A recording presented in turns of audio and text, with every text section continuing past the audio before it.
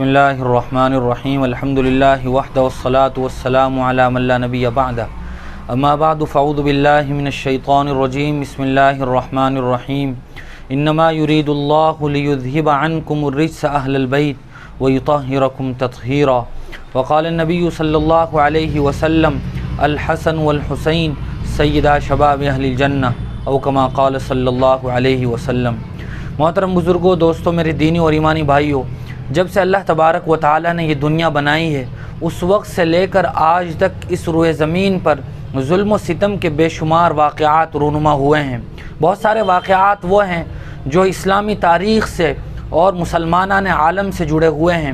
انہی واقعات میں ایک دردناک، غمناک، دلدوز اور دلخراش واقعہ وہ ہے جس کو ہم شہادت حسین کے نام سے یاد کرتے ہیں۔ حضرت حسین علی رضی اللہ تعالی عنہ کا تعلق جس عظیم خانوادے اور خاندان سے ہے، اس کے تمام افراد نے اسلام کی اشاعت کے لیے، دین کے سربلندی کے لیے جو قربانیاں پیش کی ہیں وہ ناقابل فراموش ہیں۔ حضرت حسین رضی اللہ تعالی عنہ کے بڑے بھائی حضرت حسن رضی اللہ تعالی عنہ کو بھی زہر دے کر شہید کر دیا گیا تھا۔ حضرات حسنین رضی اللہ تعالی عنہما کے والد حضرت علی رضی اللہ تعالی عنہ کو بھی نماز کے دوران شہید کر دیا گیا تھا، اور حضرات حسنین رضی اللہ تعالی عنہما کی والدہ حضرت فاطمہ رضی اللہ تعالی عنہا نے بھی دین کی خاطر عظیم قربانیاں دی ہیں۔ حضرت حسین رضی اللہ تعالی عنہ کا تعلق اسی عظیم خانوادے سے ہے۔ حضرت حسین رضی اللہ تعالی عنہ وہ نبی کریم صلی اللہ علیہ وسلم کے نواسے حضرت علی مرتضیٰ حیدر کرار رضی اللہ تعالی عنہ کے شہزادے، حضرت فاطمہ جو حضور اکرم صلی اللہ علیہ وسلم کی چوتھی اور چہتی صاحبزادی ہیں، ان کے لخت جگر ہیں۔ حضور اکرم صلی اللہ علیہ وسلم کو جب اپنے اس عظیم نواسے کی ولادت کی اطلاع مدینہ المنورہ سن ہجری 4 میں ملی تو آپ حضرت فاطمہ رضی اللہ تعالیٰ عنہ کے گھر تشریف لے گئے، بے پناہ خوشی و مسرت کا اظہار فرمایا۔ حضرت علی سے پوچھا کہ علی نام کیا رکھا ہے؟ انہوں نے کہا کہ میں نے اس کا نام حرب رکھا ہے۔ حضرت علی چونکہ خود شیر خدا، بہادر اور شجاعت والے تھے، اس لیے انہوں نے اسی مناسبت سے حضرت حسین کا نام حرب رکھا۔ حرب کے معنی ہوتے جنگ، جنگجو۔ حضور اکرم صلی اللہ علیہ وسلم نے نام بدل کر حسین رکھا۔ حضور اکرم صلی اللہ علیہ وسلم نے 7ویں دن اپنے نواسے کی طرف سے عقیقہ فرمایا اور ان کے بالوں کے بقدر چاندی صدقہ فرمائی۔ حضرات حسنین رضی اللہ تعالی عنہما یہ اسلام کے شہزادے ہیں، نوجوانان جنت کے سردار ہیں۔ آپ صلی اللہ علیہ وسلم نے ارشاد فرمایا الحسن والحسین سیدا شباب اہل الجنہ، کہ حسن و حسین یہ جنت کے نوجوانوں کے سردار ہیں۔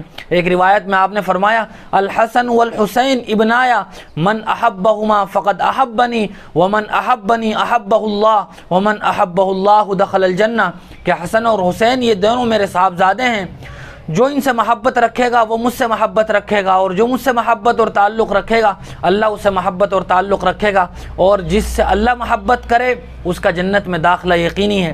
ایک روایت میں آپ نے فرمایا الحسن والحسین ہما ریحانتای من الدنیا، کہ حسن و حسین یا میرے دنیا کے دو خوبصورت پھول ہیں۔ ایک روایت میں آتا ہے حضرت ابو ہریرہ رضی اللہ تعالی عنہ فرماتے ہیں خرج علینا رسول اللہ صلی اللہ علیہ وسلم وهو معه حسن وحسین وهو على عاتقه وهو على عاتقه، کہ ایک مرتبہ حضرت نبی کریم صلی اللہ علیہ وسلم ہمارے پاس آئے، ہم نے دیکھا کہ آپ کے ساتھ حسن و حسین ہیں، ایک دائیں کندھے کے ساتھ ایک دوسرا بائیں کندھے کے ساتھ چمٹا ہوا ہے۔ آپ کبھی ایک کو پیار کرتے، کبھی دوسرے کو پیار کرتے۔ ایک صحابی نے یہ بات دیکھی تو انہوں نے کہا یا رسول اللہ انک تحبہما، کہ آپ ان سے محبت کرتے ہیں؟ تو آپ نے فرمایا من احبہما فقد احبنی ومن ابغضہما فقد ابغضنی، کہ جو میرے ان دو صاحبزادوں کے ساتھ، شہزادوں کے ساتھ محبت کرے گا وہ مجھ سے محبت کرے گا، اور جو ان سے بغض رکھے گا گویا وہ مجھ سے بغض رکھے گا۔ گویا حضرات حسنین سے محبت و تعلق یہ ایمان کی علامت ہے، اور حضرات حسنین سے نفرت اور بغض رکھنا یہ ایمان اور حضور صلی اللہ علیہ وسلم کے ساتھ بغض کرنا ہے۔ ایک روایت میں آتا ہے کہ ایک مرتبہ حضور اکرم صلی اللہ علیہ وسلم ممبر پر خطبہ جمعہ ارشاد فرما رہے تھے۔ آپ نے دیکھا کہ حضرات حسنین گرتے پڑتے سرخ جوڑوں میں ملبوس مسجد نبوی کی طرف آ رہے ہیں۔ آپ نے دیکھا تو ممبر سے نیچے اترے اور ان دونوں کو اٹھا کر گود میں لے کر ممبر پر چڑھ گئے۔ پھر آپ نے فرمایا صدق اللہ انما اموالکم واولادکم فتنہ، کہ اللہ نے سچ فرمایا ہے انما اموالکم واولادکم فتنہ، کہ تمہارا مال اور تمہاری اولاد تمہارے لیے آزمائش ہے۔ میں نے ان کو آتے ہوئے دیکھا تو مجھ سے صبر نہیں ہو سکا۔ حضرات حسنین رضی اللہ تعالی عنہما اس کائنات کی سب سے عظیم اور مقدس ہستی اور شخصیت جناب نبی کریم صلی اللہ علیہ وسلم کی گود میں پروان چڑھے ہیں۔ حضرات حسنین رضی اللہ تعالی عنہما نے حضور اکرم صلی اللہ علیہ وسلم کی گود میں پرورش پائی ہے۔ حضرات حسنین نماز کے دوران حضور اکرم صلی اللہ علیہ وسلم کے اوپر چڑھ جاتے، آپ ان کی وجہ سے اپنے سجدوں کو طویل فرما دیا کرتے تھے۔ ایک مرتبہ نبی کریم صلی اللہ علیہ وسلم اپنے شہزادوں کو اپنی کمر پر بٹھا کر کمرے کا چکر لگا رہے تھے۔ کسی صحابی نے دیکھا تو کیا کہا، نعم المرکب یا غلام، کتنی بہترین سواری ہے۔ تو آپ نے اس کے جواب میں ارشاد فرمایا نعم الراکب ہوا، کہ دیکھتے نہیں سوار بھی کتنے عظیم ہے۔ یہ حضرات حسنین ہیں۔ 7 سال کی عمر تھی کہ حضور اکرم صلی اللہ علیہ وسلم کا انتقال پرملال ہو گیا۔ اس کے بعد صحابہ اکرام رضوان اللہ تعالی علیہم اجمعین نے حضرات حسنین کے ساتھ جس والہانہ تعلق کا اظہار فرمایا ہے وہ بھی ایک مثالی اور قابل نمونہ اظہار تعلق ہے۔ حضرت ابوبکر رضی اللہ تعالی عنہ حضرت حسین کو اپنے کندھے پر بٹھا لیتے، حضرت عمر فاروق رضی اللہ تعالی عنہ اکرام کا معاملہ فرماتے، تو دونوں بھائیوں کے لیے 5-5 ہزار درہم کا وظیفہ مقرر فرمایا۔ حضرت عثمان غنی رضی اللہ تعالی عنہ جب آخری وقت میں گھر میں محصور تھے، بلوائیوں اور باغیوں نے اور سبائیوں نے حضرت عثمان کے گھیرے کو جب تنگ کر دیا تھا، تو حضرت علی شیر خدا نے اپنے انہی دونوں شہزادوں کو حضرت عثمان غنی رضی اللہ تعالیٰ عنہ کی حفاظت کے لیے ان کے گھر کی چوکھٹ پر کھڑا فرمایا تھا۔ اور جب حضرت عثمان کو اس کے باوجود بھی شہید کر دیا گیا تو آپ نے حضرات حسنین کو ڈانٹا۔ اسی طرح حضرت علی مرتضیٰ رضی اللہ تعالیٰ عنہ جب تک زندہ رہے اپنے ان شہزادوں کا خیال کرتے رہے۔ حضور اکرم صلی اللہ علیہ وسلم کے متعلق ایک روایت میں آتا ہے کہ آپ حضرت ام سلمہ کے گھر میں تھے۔ حضور اکرم صلی اللہ علیہ وسلم نے فرمایا کہ میرے پاس آج ایک ایسا فرشتہ آیا تھا جو آج تک کبھی نہیں آیا، اور اس نے حضرت حسین کی شہادت کی خبر دی ہے، اور اس جگہ کی مٹی بھی مجھے دکھائی ہے جس جگہ حضرت حسین رضی اللہ تعالیٰ عنہ کو شہید کیا جائے گا۔ گویا اس کے بعد حضرت حسین رضی اللہ تعالیٰ عنہ کی شہادت کا ہو جانا یہ یقینی بات تھی، لیکن افسوس اور بدنصیبی ہے ان لوگوں کے لیے جو حضرت حسین رضی اللہ تعالیٰ عنہ کے ساتھ ظلم و ستم کرنے میں شریک رہے، جنہوں نے ہمیشہ ہمیشہ کے لیے اپنے آپ کو ملعون ٹھہرایا اور ان مقدس ہستیوں کے ساتھ اپنے آپ کو ہمیشہ لعنت کا مستحق بنا لیا۔ حضرت حسین رضی اللہ تعالی عنہ حضرت معاویہ رضی اللہ تعالی عنہ کے انتقال کے بعد یزید کی بیعت پر آمدہ نہیں تھے۔ بہت سارے اجل صحابہ موجود تھے، وہ بھی یزید کی بیعت پر راضی نہیں تھے۔ حضرت عبداللہ ابن زبیر رضی اللہ تعالی عنہ بھی انہی لوگوں میں تھے۔ یزید نے اپنے مختلف لوگوں کے ذریعے سے اس بات پر بڑی کوشش کی کہ کسی طرح یہ حضرات میرے ہاتھ پر بیعت کر لیں اور میری خلافت کو، میری حکومت کو تسلیم کر لیں، لیکن حضرت زبیر رضی اللہ تعالی عنہ بھی مدینہ چھوڑ کر مکہ المکرمہ تشریف لے آئے۔ حضرت حسین رضی اللہ تعالیٰ عنہ بھی مکہ تشریف لے آئے۔ مکہ میں رہتے ہوئے کوفہ کے لوگوں نے حضرت حسین کے پاس ہزاروں خطوط لکھ کر آپ کو کوفہ آنے کی دعوت دی کہ آپ کوفہ آئیے، ہم آپ کے ہاتھ پر بیعت کرنے کو تیار بیٹھے ہیں۔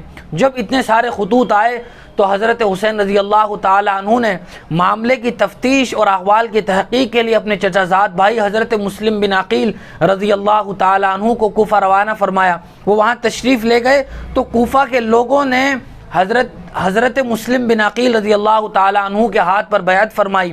حضرت مسلم بن عقیل نے دیکھا کہ یہاں کے لوگ واقعی محبت کا اظہار کر رہے ہیں، انہوں نے ہزاروں لوگوں نے میرے ہاتھ پر بیعت بھی کر لی ہے، تو کوفہ کی صورتحال حضرت حسین رضی اللہ تعالیٰ عنہ کے پاس خط لکھ کر بھیجی۔ حضرت حسین رضی اللہ تعالیٰ عنہ نے جب دیکھا کہ معاملہ ٹھیک ہے تو حضرت حسین رضی اللہ تعالیٰ عنہ اپنے گھر والوں کے ساتھ تقریباً 17، 18 یا 19 افراد کی روایت ملتی ہے اتنے لوگوں کے ساتھ کوفہ کی طرف چل پڑے۔ چلتے ہوئے حضرات صحابہ اکرام میں سے حضرت عبداللہ ابن عمر نے، حضرت عبداللہ ابن عباس نے، حضرت عبداللہ ابن زبیر نے باصرار آپ کو کوفہ جانے سے روکا، لیکن وہ کہنے لگے کہ اب میں عزم کر چکا ہوں، اور ایمان والے کی نشانی ہے فَإِذَا عَزَمْتَ فَتَوَكَّلْ عَلَى اللَّهِ، جب عزم کر لیا تو حضرت حسین رضی اللہ تعالیٰ عنہ ان کے اصرار کے باوجود بھی مکہ میں نہ رکے اور کوفہ کی طرف چل پڑے۔ کوفہ کی طرف جا رہے تھے، راستے میں حضرت حسین رضی اللہ تعالیٰ عنہ کو یہ خبر ملی کہ حضرت مسلم بن عقیل رضی اللہ تعالیٰ عنہ کو شہید کر دیا گیا ہے، اور یزید نے کوفہ کے گورنر کو، جو پہلے صحابی تھے، ان کو ہٹا کر عبید اللہ ابن زیاد جیسے خونخوار ظالم آدمی کو کوفے کا گورنر بنا دیا ہے۔ روایات میں آتا ہے، تاریخ کی کتابوں میں یہ بات لکھی ہوئی ہے کہ جب حضرت حسین رضی اللہ تعالیٰ عنہ کوفہ جا رہے تھے تو درمیان میں فرزدق نامی شاعر حضرت حسین کو ملا۔ اس نے کہا کہ حسین آپ وہاں مت جائیے، الکوفی لا یوفی، کوفیوں کی عادت ہے کہ وہ کبھی وفائی کا اظہار نہیں کرتے، وہ بڑے غدار اور بے وفا لوگ ہیں، کچھ بھی ہو ان کے دل تو آپ کے ساتھ ہوں گے لیکن ان کی تلواریں وہ ابن زیاد کے ساتھ ہیں۔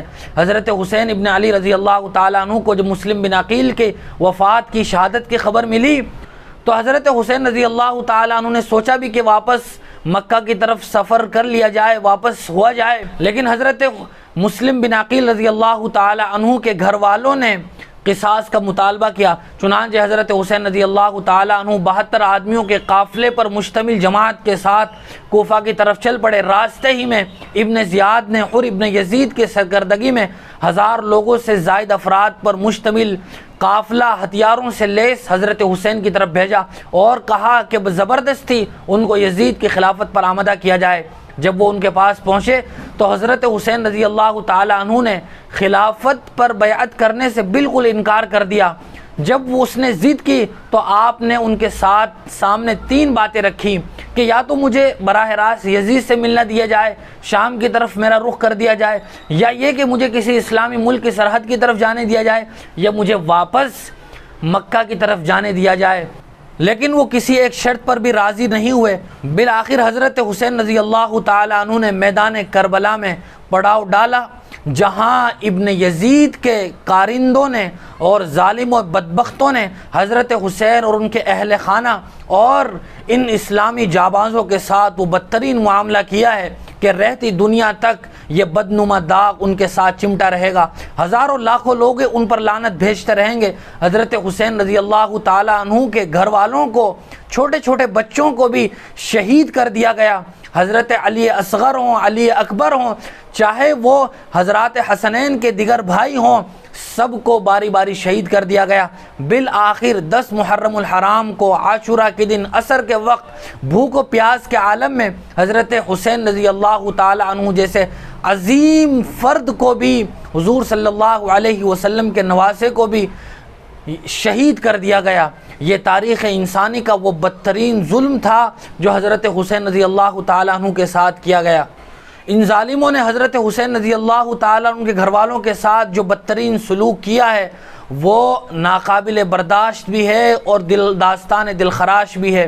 حضرت حسین رضی اللہ تعالیٰ عنہ بالآخر شہید ہو گئے۔ حضرت حسین رضی اللہ تعالیٰ عنہ کی شہادت کے بعد ان کا سر جب ابن زیاد کے دربار میں پہنچا تو وہ ابن زیاد ظالم و ملعون چھڑی سے حضرت حسین رضی اللہ تعالی عنہ کے سر پر اور چہرے پر مار رہا تھا۔ کھڑے ہوئے ایک صحابی نے حضرت زید ابن ارقم رضی اللہ تعالی عنہ کہا کہ اے ظالم، یہ چھڑی حضرت حسین کے چہرے سے ہٹا لے۔ میں نے اپنی آنکھوں سے رسول اکرم صلی اللہ علیہ وسلم کے چہرے کو، حضور اکرم صلی اللہ علیہ وسلم کی زبان مبارک کو اس چہرے سے لگتے ہوئے دیکھا ہے۔ بالآخر یہی سر زیاد کے بعد یزید کے دربار میں بھی پہنچا، لیکن افسوس یزید نے ان ظالموں کے خلاف کوئی ایکشن نہیں لیا۔ ان ظالموں کے خلاف یزید نے کوئی کارروائی نہیں کی، جس سے یہ بات پتہ چلتی ہے کہ یزید گویا انہی لوگوں کے ساتھ شامل تھا۔ یزید حضرت حسین رضی اللہ تعالی عنہ کے قاتلوں میں گویا شامل ہے، چاہے وہ بالفعل حضرت حسین کے شہید کرنے میں شامل نہ ہو، لیکن بالآخر چونکہ حضرت حسین رضی اللہ تعالی عنہ کے شہید ہونے کے بعد بھی ان ظالموں اور قاتلوں کے خلاف یزید نے کوئی کارروائی نہیں کی، جس سے یہی پتہ چلتا ہے کہ یزید کی گویا مرضی شامل تھی۔ اسی وقت سے لے کر آج تک یزید ایک ظلم کا استعارہ بن چکا ہے، ظالمین کی صفوں کا سردار گویا یزید بن چکا ہے، اور حضرت حسین رضی اللہ تعالی عنہ کا نام ایسا زندہ جاوید رہا کہ ایک شاعر کہتا ہے نہ یزید کا وہ ستم رہا نہ زیاد کی وہ جفا رہی، جو رہا تو نام حسین کا جسے زندہ رکھتی ہے کربلا۔ حضرت حسین رضی اللہ تعالی عنہ نے اپنی زندگی کے ذریعے سے، اپنی شہادت کے ذریعے سے دنیا جہاں والوں کو یہ پیغام بھی دیا ہے کہ حالات کتنے ہی سنگین ہو، کیسے ہی ظالم و جابر لوگوں کا سامنا ہو، چاہے بدن کو چھلنی کر دیا جائے، چھینچڑوں کو اڑا دیا جائے، توپ اور بندوقوں کی نوک پر اڑا دیا جائے، لیکن کبھی ظلم سے سمجھوتا نہیں کیا جا سکتا۔ اسی لیے کسی شاعر نے یہ بھی کہا ہے، اے کربلا کی خاک اس احسان کو نہ بھول، تڑپی ہے تجھ پہ لاش جگر گوشہ بطول، اسلام کے لہو سے تیری پیاس بجھ گئی، سیراب کر گیا تجھے خون رگ رسول، کرتی رہے گی پیش شہادت حسین کی، آزادی حیات کا یہ سرمدی اصول، چڑھ جائے کٹ کے سر تیرا نیزے کی نوک پر، لیکن یزیدیوں کی اطاعت نہ کر قبول۔ اور حضرات حسنین رضی اللہ تعالی عنہ کی شان میں کسی شاعر نے یہ بھی کہا ہے، نہ پوچھو تم شان حسن و حسین کی، ان کی سواری تو خود رسول بنتے ہیں، اس کی ہمت پہ علی شیر خدا کو ناز ہے، اس نواسے پر محمد مصطفیٰ کو ناز ہے، سجدے تو سب نے کیے پر اس کا نیا انداز ہے، اس نے وہ سجدہ کیا جس پر خدا کو ناز ہے۔ اور حضرت حسین رضی اللہ تعالیٰ عنہ کی ساری زندگی علامہ اقبال کے ان عظیم اشعار کا بالکل حقیقی مصداق ہے۔ میری زندگی کا مقصد تیرے دین کی سرفرازی، میں اسی لیے مسلمان اسی لیے نمازی، ٹل نہ سکتے تھے اگر جنگ میں اڑ جاتے تھے، پاؤں شیروں کی بھی میدان سے اکھڑ جاتے تھے، تجھ سے سرکش ہوا کوئی تو بگڑ جاتے تھے، تیغ کیا چیز ہے ہم توپ سے لڑ جاتے تھے، نقش توحید کا ہر دل پہ بٹھایا ہم نے، زیر خنجر بھی یہ پیغام سنایا ہم نے۔